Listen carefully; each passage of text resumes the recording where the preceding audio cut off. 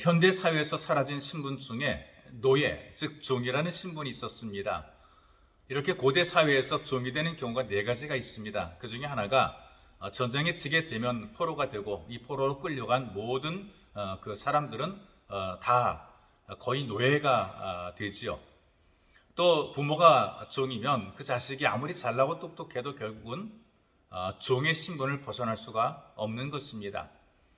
또 경제 생활이 어려워지게 되고 궁핍하게 되어서 빚을 지게 되었을 때에 그 빚을 갚지 못하게 되면 빚을 갚을 때까지 종으로 살아야 되는 것이죠. 이 종에서 벗어나기 위해서는 누군가 자기 몸값을 지불해 주어야 종에서 벗어나 자유를 누리게 됩니다. 또 한 가지 그 노예가 되는 것은 인신매매로 아예 애초에 종으로 팔리게 되었을 때에 그는 평생 종으로 살아가야만 되는 것이죠. 여러분 성경에 보게 되면 이 고대 사회에서 당연시 여겼던 이 주인과 종에 대한 이야기들을 많이 기록을 하고 있습니다. 그 당시에 또 문화나 사회에 당연한 그 환경과 조건과 배경이었기 때문에 언급을 하고 있는 것이죠. 그래서 오늘도 여러분에게 소개할 말씀이 이 주인과 종에 관련된 이 메시지인데 여러분들에게 좀 소개를 드리려고 합니다. 신약 성경 누가복음 7장 2절에서 7절까지 말씀을 제가 여러분들에게 소개해 드리겠습니다.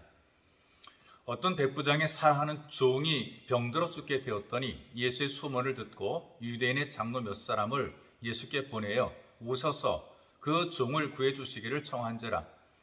이에 그들이 예수께 나와 간절히 구하여 이르되 이 일을 하시는 것이 이 사람에게는 합당하니이다. 그가 우리 민족을 사랑하고 또한 우리를 위하여 회당을 지었나이다 하니 예수께서 함께 가실새 이에 그 집이 멀지 아니하여 백부장이 벗들을 보내어 이르되 주여 수고하시지 마옵소서. 내 집에 들어오심을 나는 감당하지 못하겠나이다. 그러므로 내가 주께 나아가기도 감당하지 못할 줄을 알았나이다. 말씀만 하사 내 하인을 낫게 하소서. 이 말씀을 보게 되면 그 백부장에게 종이 있었는데 어떤 경우로 종이 되었는지 모르지만 백부장이 소유가 되어서 주인을 위해 살아가야 되는 그런 사람입니다. 그런데 여기 지금 믿음을 인정받은 로마의 백부장은 자기 종을 사랑하는 그런 사람입니다. 또 자기의 종과 같은 민족인 유대인을 사랑해서 그 마을에 회당까지 지어줄 정도로 상당히 마음이 너그러운 사람이죠. 그 사람들이 종종 자기와 다른 사람을 잘 이해를 못해요. 이를테면 주인은 종의 형편을 이해하지 못합니다. 그리고 종은 주인의 마음을 또 이해하지 못합니다. 무엇보다 그 당시에 종의 신분은 사람으로서의 대접을 받지 못한단 말이죠. 근데 그럼에도 불구하고 이 주인은 자기의 종을 사랑했다라고 성경이 언급을 해요.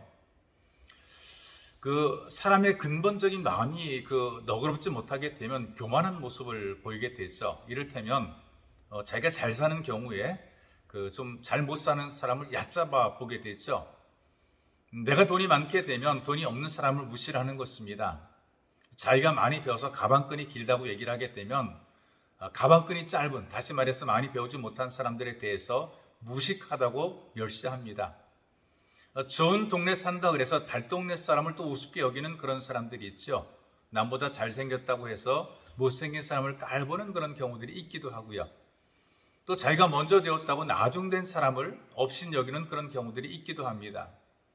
이런 모든 현상들이 바로 너그럽지 못한 사람들의 마음에서 나오는 것입니다. 물론 사람을 다 알도록 얕잡아 보거나 무시하거나 멸시하는 것은 아니지요. 안 그런 척 하면서 마음속에 그런 마음들을 가지고 사람을 대하기도 합니다. 소위 말하는 한 자락 깔아놓고 대한다, 이제 그런 내용입니다. 그래서 남이 잘 되면 배가 아프고요. 남들이 잘한다 그러면 그까짓 것이라고 무시를 합니다. 다른 사람을 이해하거나 받아들이는 것에 대해서 몹시 서투르지요. 또 다른 사람을 격려하거나 인정해 주는 것을 잘 못합니다. 잘하는 것보다 못하는 것이 훨씬 더 잘 보이죠. 그래서 너그러움이 없을수록 주변 사람을 힘들게 만들고 피곤하게 만드는 것입니다. 이런 삶들이 바로 믿음 없는 삶의 모습인 것입니다. 믿음은 보이지 않지만 그 사람의 인격에 담겨서 나타나고 보여지고 증명이 돼요. 종종 젊은이들에게 물어봅니다. 어떤 사람과 결혼하는 것이 좋으냐?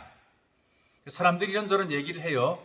뭐 믿음이 우선인가, 뭐 조건이 우선인가 이렇게 얘기를 합니다. 근데 만약에 제게 물으시면 저는 사람의 인격이 우선이라고 이야기를 해줍니다. 왜냐하면 그 믿음이라고 하는 것도 그 사람의 인격이라는 그릇에 담기기 때문에 그런 것이죠. 이를테면 인격이 나쁘게 되면 신앙의 태도도 나쁘더라고요. 먼저 믿었고 먼저 되었음에도 불구하고 인격이 반듯하지 못하게 되면 그 신앙의 태도, 삶의 태도가 반듯하지 못한 모습을 보이는 것입니다. 그래서 먼저 되었음에도 나중되는 경우들이 있고요. 너그러운 인격의 사람이라면 신앙의 태도가 좋습니다. 나중되어도 언제든지 먼저 될 수가 있는 것이죠. 좋은 일 하는 것도 굉장히 좋고 잘하는 것도 굉장히 중요한데 우리의 마음이 예수를 닮는 것이 참 중요하다고 생각이 돼요. 그래서 직분도 중요하지만 봉사할 수 있는 마음이 더 중요한 것입니다.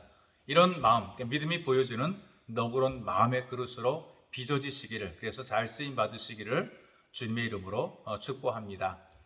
참으로 좋으신 아버지, 우리가 우리 자신을 돌아봅니다.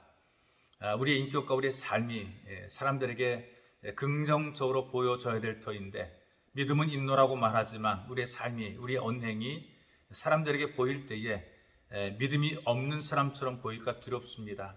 우리를 사랑하셔서 우리 마음을 빚어주셔서 정말 우리의 인격의 그릇에 믿음이 담겨지고 우리의 삶을 통해 예수 그리스도의 은혜가 또 이 믿음이 사방에 증거되고 전달될 수 있도록 우리를 도와주옵소서.